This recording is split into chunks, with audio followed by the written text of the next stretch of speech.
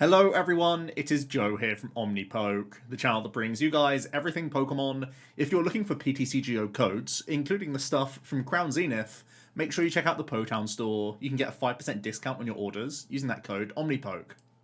For today's video, we're going to be taking a look at the most recent late night results for both flights, and we're also going to have a little bit of a chat post-OCIC, looking towards the Knoxville and Bochum Regional Championships. I'm going to be in attendance for the European one, of course, and we continue onwards with the forever seemingly Crown Zenith / Silver Tempest meta, I suppose.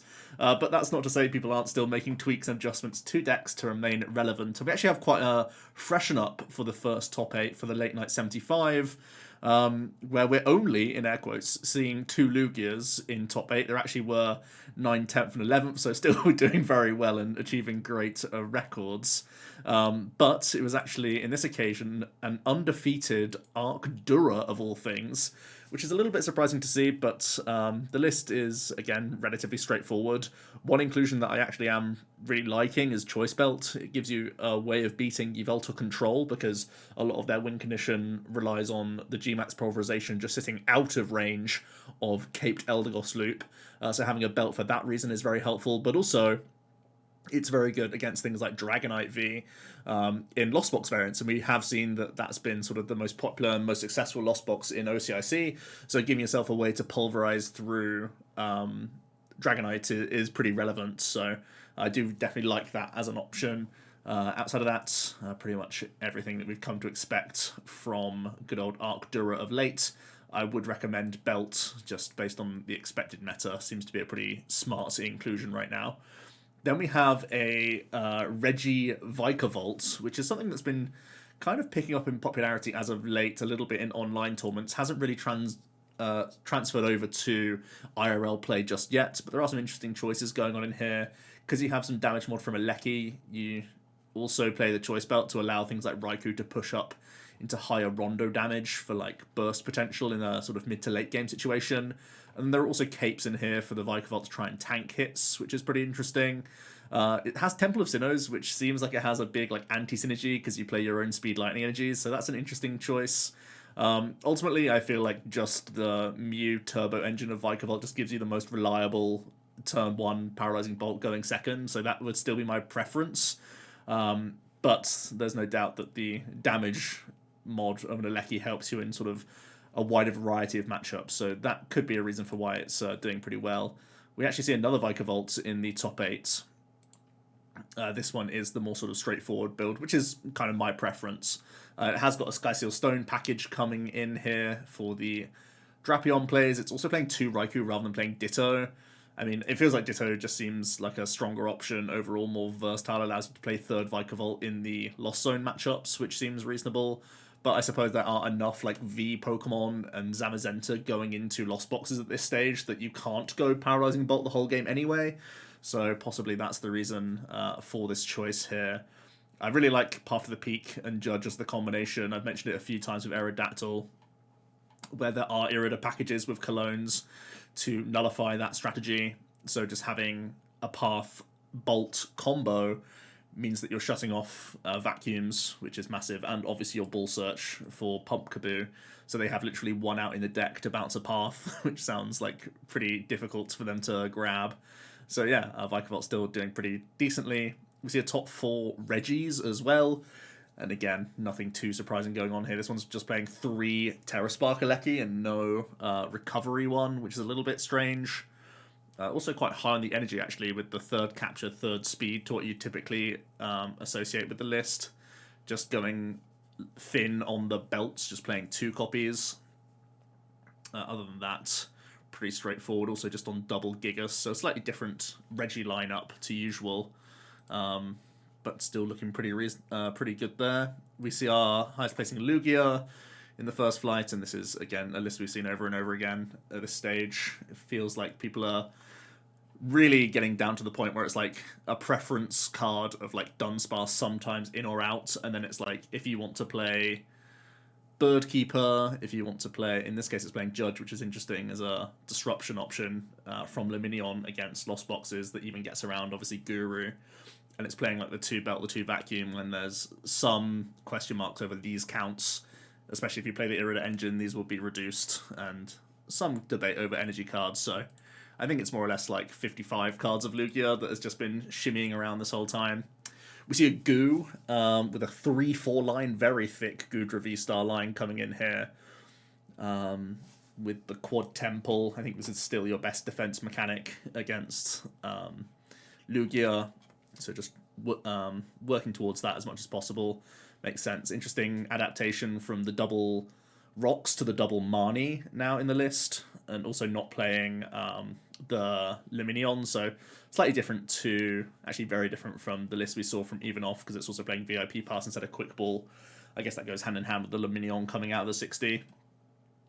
Also not playing Raihan as well, so things can go a little bit awry if you don't get to 7 in time. But I suppose if you're not playing the fish anyway, it's just a random one-off that you can't really rely on.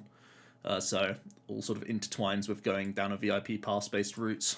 Having the Lugia doing pretty well, and again, this time it is actually an Irida package, so we're seeing these one-offs, also playing a Bird Keeper, so having a mixture of both, and having the Speed Lightning in here as well. I know this is sometimes popular alongside the Heat, so you have the option to Raikou and still use other treats as well during your game. That's kind of the main idea here. But again, nothing too crazy. We actually have a second Goo in top 8, seems to have had a pretty good week. This time it's actually adding in a Paralysis Articuno option, even though it is playing still at high temple count, having another way of trying to buy turns off Lugia. Pretty interesting as an option here. And playing Sable as well, Sable Psychic. So yeah, a few different things that are pretty interesting. I was thinking that Sableye could be a good way to punish Dragonite in the most recent builds, like Azul's winning OCIC list, because they're pretty incentivized to use Dragonite as a sort of high damage mon against Goodra, because it tanks a hit against Rolling Iron, so it normally gets to hit twice. But you can really punish that if you play a Sableye package, because they have to hit their own bench for 20s the whole time. So Sableye could be a pretty interesting include to most recent Goodras, just based on a knee-jerk from OCIC. Let's have a look at the metagame for this first flight. Unsurprisingly, Lugia at the top, but only 24%. That's not a very high meta share, so people experimenting with other stuff. Mew pretty high in comparison to Lost Box, but a lot of Goodra actually as well, and a lot of Reggies, so bit of a Goo comeback for this most recent tournament, which is certainly interesting. Let's have a look at the second flight then, where it is for Lugia back in top 8, back to business as usual with a 14-1-2 record, winning it all with an Irida build of Lugia. Not too much else to say at this stage. It's your preference cards that really are changing. Liam actually played a couple interesting cards. We know that he's a Capturing Aroma fanboy, but also is playing Regieleki V with that Lightning Wall option for trying to tank out in certain instances. Pretty versatile card, pretty annoying actually, definitely for like Lost Box players as well. So I don't know if this is going to be picking up in popularity. Certainly an interesting take. You know, it's taken a long time for this card to come into the list, but it's like, I suppose, finally here. It's also playing Crobat and one fish, so definitely some differences coming on, definitely experimenting with the counts in the deck list. So interesting to see if anyone will pick up the Regieleki overall. We'll have a Mew here as well in top 4. This is a fusion Mew. Every now and then these seem to squeak through. Is not playing any Path or any hand disruption apart from one Judge, and Palpad is playing some Shoes and Phones, only playing 3 Cram. Feels really weird to not max out Cram when you have a Sparkle combo, and like this is just a great way to get that early VIP or that early Sparkle or whatever. So that's an interesting one to value, like just a random Shoe over a Cram heads. Just, they don't feel like a one-to-one thing in any way, shape, or form. But at least making the phone spaces for consistency is definitely reasonable. We have yet another Lugia. Sorry, I got lost in the wave of Lugia. This time it's slightly different. It's a flying Pikachu Lugia with the Parasols and also Paths. I know Tord played Pika Parasol in OCIC. I haven't actually seen his 60 yet, so it's something I'll have to look towards. But some really interesting choices in here as well. Roxanne alongside Max Bloom can be a real just annoying thing to deal with for Lost Box. We know they play the technology. They often play Rope Boss, or just like double rope and all these other situations, but when you're moneying them constantly and roxing them constantly, they just don't accumulate that combination of cards where it's like, okay, I can finally put this guy down, I can gate to it, I can attach, I can do my Rope Boss play. It just like doesn't come together. So very disruption heavy. Roxanne's also pretty good in like mirror match again, trying to make it difficult for them to find combos with like Lost Vacuum and such.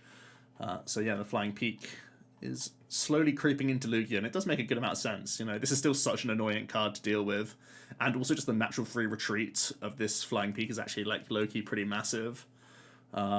So it gives you that pivot rather than having to like spend energy each turn to move between your guys. It's actually a really nice way to like map out your turns a little bit more. Or stay flexible during your turn. We see another Gudra, so Gudra really putting up a good performance, this time with double Sinnoh and double Parasol, so the Sinnoh is obviously like the more proactive answer, but you have the double protection option with the double Parasol. This looks much more similar to even off 60 though, where it has the fish, it has the Drapion, has the Zig, and it has the double rocks. So this is basically insert Parasols into even off successful list this time around. We see another Mew. This time it's DTE Mew with the Aerodactyl, has done really well recently in OCIC, and this seems to be a very similar 60. I definitely remember Owen was playing Silene Pad.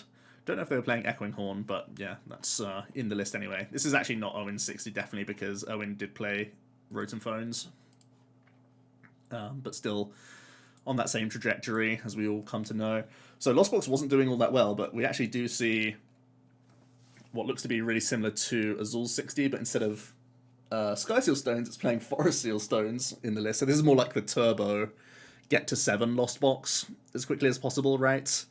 Where you play the Vacuums and the Forest Seal Stones to try and pop off. Kind of cool. Yeah. I mean, this list is still a little bit reliant on, like, no Dunsparce in certain lists. This actually doesn't have many good ways to deal with Stoutland at all. Like, you have to use Dragonite, which sounds really rough. I feel like this needs to play more Stoutland answers. It looks a little bit sus, to be honest with you. It almost tries to steal the game from people early by like just getting an early Fighting Lightning off with your Zeraora or something to get through things, and then like you can deal with the Stoutland on a 2-for-2 trade. That feels a little bit weird though.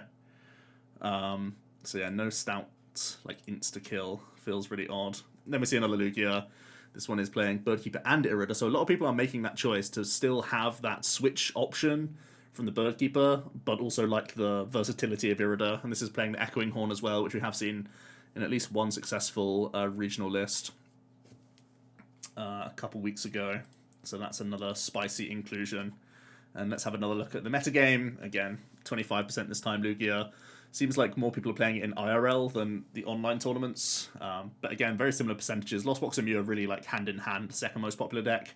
And once again, Reddies and Gudra were following up as the next most popular decks. Looks like not many people are playing Lost Box in these online tournaments. Sorry, the Rayquaza Lost Box, now that they are split up. I suppose if we were linking these together, Lost Box would definitely be like second most popular deck, coming up to almost 20% of the field. So that is pretty reasonable. Vikavolt still chilling down here as well. Interesting, on a dead 50% win rate, which is kind of cool. Let's have a look at some metagame breakdown then, because there are regionals coming up this weekend. We'll start with Lugia, and again, it's that same old tale of it can basically take on anything. Its weakest matchups seem to be Control and Regis, with Vikavolt also being a negative matchup very slightly, as is Palkia apparently, and Arcdura. This is from results from the last 22 days, because I'm recording it on the 22nd, so it's basically just all of Feb. It feels like to improve your Yveltal control, and to an extent the Palkia, Birdkeeper is becoming more staple once again, but it's still not like a done deal just for having that, but that seems to be the most common approach. The Dura is basically always going to be that sort of 50-50. It feels like whenever you go first as Lugia, you're really in control of that game. And even when you've gone second as Lugia, you have answers. It's whether Dura can stop you from accessing your answers in time, mostly by like gusting and knocking out Archeops to deny a big Yveltal play. So those are the kind of big things going on here. Reggie's is kind of the only like inherent bad matchup, and that's when it comes down to if you want to play Dunce. Feels like almost everyone has cut like Collapse. That was definitely an early on played card in Lugia, and that seems to just be out of vogue. So I don't know if that gives you any extra percentage points, but that seems to be like a card of the past. Let's have a look at the Lost Zone variants then. We'll start with Lost Zone Box. Of course, this data is always going to be a little bit skewed. It's at least separated from Ray Lost Box now, but some of the hardest matchups seem to be Gudra. Obviously, they're very high on their Roxanne plays, so they can really limit your like late game options, and just they're going to sit there using Gudra as much as possible. Lugia seems to be just pretty unfavorable. I think Lugia's got to the point now where, because it plays Raikou and Stoutland, like pretty much guaranteed, they make the Lost Box player draw so well. They make you try and get Guru established, Manaphy established, on top of the fact that you have to dance with Comp Phase and use Greninja. So Lost Zone has to basically like pop off to not just get crumbed by Marnie, and their attackers, like if they play Marnie Stoutland or they do a Raikou Marnie play or whatever, and even if all that comes together, you still need to just like have a decent hand. So I've been on this Lost Box side for so long, but just this negative is showing more and more often that it's actually just, it makes you draw so well as Lost Box too often, I feel like, and it is putting me off that little bit. Notably, the Rayquaza build is slightly closer, but still negative, so just something to bear in mind there. Other bad matchups include Reggie's. Definitely, I think Azul's most recent build won't have a great time into the Reggie's, because it doesn't have many proactive plays.